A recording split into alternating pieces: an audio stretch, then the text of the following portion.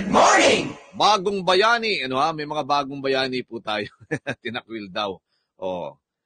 Sabi nga kapag nasa panganibo ang barko, ang kapitan at ang mga tripulante ang huling bumababa matapos matiyak na ligtas po ang lahat ng kanilang mga pasahero.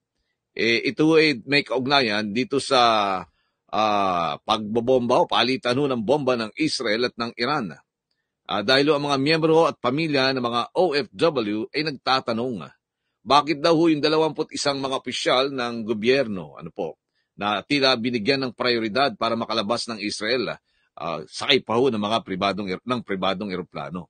Samantala, yung daan-dano naman mga overseas Philippine workers na tinaguri ang bagong bayani ang ay sinabihan, na bahala na muna kayo sa inyong mga sarili. Di ba? Asa na muna kayo sa inyong sarili. Diskarte nyo na muna yan. Patawag po doon. Sa pangyayari pong ito, daang-daang mga OFWs ang nawalan ng mga tahanan, trabaho, may mga nasugatan, at ang iba pa nga ay nalagay sa alanganin ang kanilang kaligtasan dahil sa, di ba, palitan ng bomba sa pagitan ng Israel at saka ng Iran.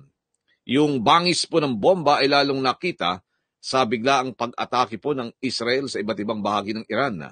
Libo ang sugatan, kung hindi man ay may mga nasawi.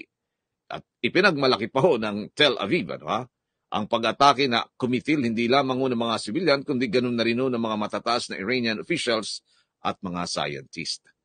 Sa naganap pong pag-atake, napaulat na may mga namatay na miyembro ng diplomatic community na abala naman ayon sa ulat sa pagsusulong ng proseso ng ceasefire o tigil putukan sa pagitan ng magkabilang panig. Bagamat dumistansya po ang Estados Unidos sa mga unang oras ng banatan sa pagitan ng Tel Aviv at Tehran, subalit ilang araw lamang nakalipas, binomba naman ng US Air Force ang 3 lugar sa Iran na pinaniniwala meron pong mga nuclear facilities. Diba? Nangyari po yan, diba?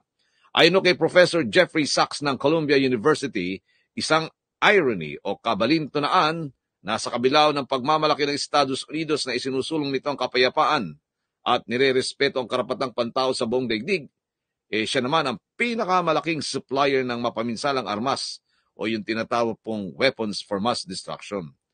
Ang USO nagpadala ng higit sa $230 billion na halaga ng mga bomba at missile dyan sa Israel. Karamihan sa mga bombanding ito ay ginamit ng Israel sa mga Palestine dyan sa Gaza, na ayon sa ulat naman ay higit sa 50,000 ang mga nasawi, karamihan ay mga kababaihan at mga menor de edad. Dahil maraming mga Pilipino sa gitnang silangan at sa iba pang bahagi ng daigdig, ay nararapat lamang na maging aktibong gobyerno sa pamamagitan po ng Department of Foreign Affairs na alamin ang kalalagayan ng ating mga kababayang OFWs. Milyon po ang mga OFW sa gitnang silangan. Libo ang nasa Israel at Iran at nagkalat ang iba sa mga kalapit bansa ng dalawang nagpapalitan ng bomba. Kailangan ba nating maghintay o makarinig pa ng balita may nasawing Pilipino para magpatupad ng mandatory evacuation?